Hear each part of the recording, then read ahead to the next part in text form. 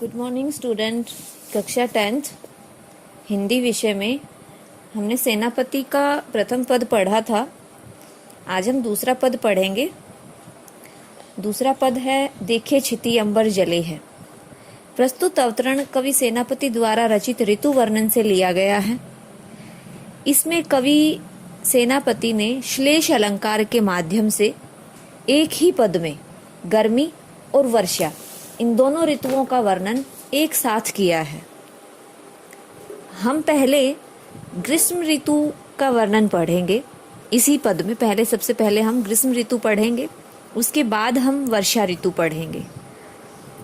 देखते हैं पद को कि देखे छिति अंबर जलई है, चारी ओर छोर, तीन तरवर सब ही को रूप हर्यो है। आपने देखा होगा जब ग्रीष्म ऋतु आती है, गर्मी शुरू होती है, तो चारों तरफ, चारों ओर और छोर, चारों तरफ, चारों दिशाओं में धरती से लेकर आकाश तक क्या फैल जाती है? तपन ही तपन फैल जाती है, तेज गर्मी फैल जाती है। और उस गर्मी की वजह से जो हरियाली है वो पूर्ण रूप से सूख जाती है और सारे पेड़ पौधे जल जाते हैं। तो कवि सेनापति ने बहुत ही सुंदर वर्णन किया है ग्रीष्म ऋतु का। क्या कहते हैं कि देखे माने देखिए, छिति माने धरती, अंबर माने अंबर आकाश, जले माने जल रहे हैं, तपन पैदा कर रहे हैं, चारी ओर छोर, चारों तरफ ही, कि धरती और आकाश में चारों ओर छोर में तेज तपन फैली हुई है, तेज गर्मी फैली हुई है। तीन तरवर, तीन माने उसने, तरवर माने क्या होते हैं? बड़े जो वृक्ष होते हैं, सब ही को रूप हर्यो है। उसने माने ग्रीष्म ऋतु ने। जैसे ही ग्रीष्म ऋतु आई, ग्रीष्म ऋतु के तेज तपन की वजह से सारे जो बड़े बड़े पेड़ थे उन सब का रूप हर लिया है, अर्थात उनकी हरियाली को नष्ट कर दिया है। महाझर लागे जात भादव की होत चले है। अब आगे क्या कहते हैं? महाझर माने भारी झड़ी। अब जितने भी इसमें शब्द दिए गए हैं उनके दो दो अर्थ निकलेंगे। एक तो ग्रीष्म ऋतु को लेकर अर्थ निकलेगा और एक निकलेगा वर्षा ऋतु को। अब हम ग्रीष्म ऋतु पढ़ रहे हैं चूंकि, तो यहाँ महाझर लागे, महाझर लागे अत्यधिक ताप से, ज्योति माने लपटों से, कि ग्रीष्म ऋतु में जो भयानक ताप है, जो लूएं फैल रही हैं, भादव की होती चले है। भादव की होती का क्या मतलब है? कि ऐसी लूएं चल रही हैं, दावा अग्नि, अत्यधिक तेज गर्म हवाएं चल रही हैं और उनकी लपट से ऐसे लग रहा है जैसे पूरे जंगल में क्या फैल गई हो? दावा अग्नि फैल गई हो, भयंकर तेज अग्नि फैल गई हो। जलद पवन तन सेक मानो पर्यो है। जलद माने मेघ होता है, लेकिन यहाँ पर हम दूसरा अर्थ क्या निकालेंगे जलद का? एक तो मेघ निकालेंगे, एक तेज गर्म निकालेंगे। तो आगे क्या कहते हैं सेनापति ग्रीष्म ऋतु का वर्णन करते हुए कि जलद पवन कि जो तेज गर्म, पवन माने जो हवाएं हैं, तन सेक मानो पर्यो है, मानो सभी प्राणियों के शरीर को तपाए जा रहे हैं, सेक रहे हैं। कि जो ग्रीष्म ऋतु में जो तेज गर्म हवाएं चल रही हैं, मानो उससे सभी प्राणियों का जो शरीर है वो सिक रहा हो, तप रहा हो। दारुण तरनी, आगे क्या कह रहे हैं? तरनी माने क्या होता है? सूर्य होता है, और एक तरनी का अर्थ होता है नौका। अब ग्रीष्म ऋतु का वर्णन करते हुए कवि सेनापति कहते हैं कि दारुण तरनी तरे नदी सुख पावे सब।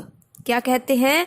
कि सूर्य की प्रचंड किरणों से, तरनी माने सूर्य की जो प्रचंड किरणें हैं, उन दारुण माने किरणें हैं, उन किरणों से बचने के लिए लोग नदी सुख पावे सब, लोग नदी के जल का सेवन करना चाहते हैं। फिर से मैं इसका अर्थ बोल रही हूं कि दारुण तरनी तरे नदी सुख पावे सब। पावे सब माने सभी लोग, सुख माने सुख, नदी माने नदी में, तरे माने तैर रहे हैं, तैरने का, ठीक है, और तरनी माने सूर्य, दारुण माने किरणें। क्या कह रहे हैं कि सूर्य की प्रचंड किरणों से बचने के लिए लोग नदी के जल का सेवन कर रहे हैं, अर्थात नदी में तैर रहे हैं या नदी में नहा रहे हैं। अगला देखो, सीरी घन, सीरी माने शीतल, सीरी माने क्या होता है, शीतल। घन छा माने बादलों की छाया, घरी छाया। चहिबोई चित धर्यो है, चित्त माने हृदय। क्या कहते हैं, पेड़ पौधों की जो घनी छाया में रहने का मन कर रहा है। इस भीषण गर्मी में सभी प्राणियों का सीरी माने शीतल, घन माने गहरी, छा माने छाया, चाहिबो माने चाहते हैं, चित्त माने चित्त में, धार्यो माने धारण करना चाहते हैं कि सभी व्यक्ति इस भीषण गर्मी में जो बड़े बड़े पेड़ हैं, जो शीतल देने वाले पेड़ हैं, जो गहरी छाया वाले पेड़ हैं, उनके नीचे आराम करने की अभिलाषा रखते हैं। देखो चतुराई सेनापति कविताई कीजू। क्या कहते हैं कि इन पंक्तियों में, इन पद में कि सेनापति की चतुराई देखो। सेनापति कहते हैं इस प्रकार मेरी कविता रचना की यह चतुराई है, यह चमत्कार ही है। क्या चमत्कार है कि ग्रीष्म विषम वर्षा की सम कर्यो है, कि ग्रीष्म ऋतु में भी, ग्रीष्म विषम जो ग्रीष्म ऋतु है, ग्रीष्म ऋतु में भी विषम माने वर्षा के समान श्लिष्ट पदों से वर्णित की गई है। अर्थात ग्रीष्म ऋतु में का वर्णन है जो, उसमें वर्षा के समान मैंने वर्णन किया है कि यह तो किसकी चतुराई है, यह तो मेरी चतुराई है, अर्थात मैं सेनापति, और ये तो मेरी कविताओं की ही चतुराई है जिसमें श्लेष का प्रयोग करते हुए मैंने ग्रीष्म ऋतु के समान वर्षा ऋतु का वर्णन कर दिया है। अगला जो इसका अर्थ हम लेंगे वो वर्षा ऋतु के पक्ष में लेंगे। क्या कहते हैं कवि सेनापति वर्षा ऋतु का वर्णन करते हुए कि देखे छिति अंबर जले है चारी ओर छोर, कि धरती और आकाश में सब और जल ही जल है। कि जैसे ही वर्षा ऋतु स्टार्ट होती है, शुरू होती है, प्रारंभ होती है, तब धरती से लेकर अंबर तक पानी ही पानी दिखाई देता है। तीन तरवर सब ही को रूप हर्यो है। और जैसे ही यह वर्षा ऋतु अपना तेज प्रभाव प्रकट करती है तो जो जल प्रलय है, बाढ़ आदि से, जल प्रलय माने बाढ़ आदि से जितने भी पेड़ पौधे हैं वो सारे उखड़ जाते हैं और उनका जो रूप है वो नष्ट हो जाता है। महाझर लागे जाति भादव की होती चले है। और इस वर्षा काल में महाझर लग जाती है, अर्थात भारी झड़ी सदा ही लगी रहती है और भादव की होती चले है। और भादव के महीने में जो हल्की हल्की हवा चलती है वो अब चलने लगती है। जलद पवन तन सेक मान्यो पर्यो है। आगे क्या कहते हैं कि इस काल में बादलों की घटा से चारों ओर जल का सिंचन होता रहता है। जलद पवन तन सेक मान्यो पर्यो है कि जब वर्षा ऋतु अत्यधिक होती है तो जो जल है उसको सिंचित किया जा सकता है। दारुण तरिन तरे नदी सुख पावे सब। और भादों के बाद ही सूर्य के दर्शन होते हैं। तथा बरसात में जब वर्षा ऋतु अधिक होती है तो क्या होता है, दारुण तरनी, तरनी माने नौका। ग्रीष्म ऋतु में हमने तरनी का क्या अर्थ लिया था, सूर्य, लेकिन यहाँ पर हम क्या अर्थ लेंगे, नौका। कि जब बरसात अत्यधिक होती है तो नदी में कैसे, नदी को कैसे पार करते हैं, तरनी माने नौका के माध्यम से, नौका पर सवार होकर लोग उसको पार करना भी उनके लिए कठिन हो जाता है। इस काल में सब लोग क्या करते हैं, सीरी घन छहा चाहिबो चित धर्यो है।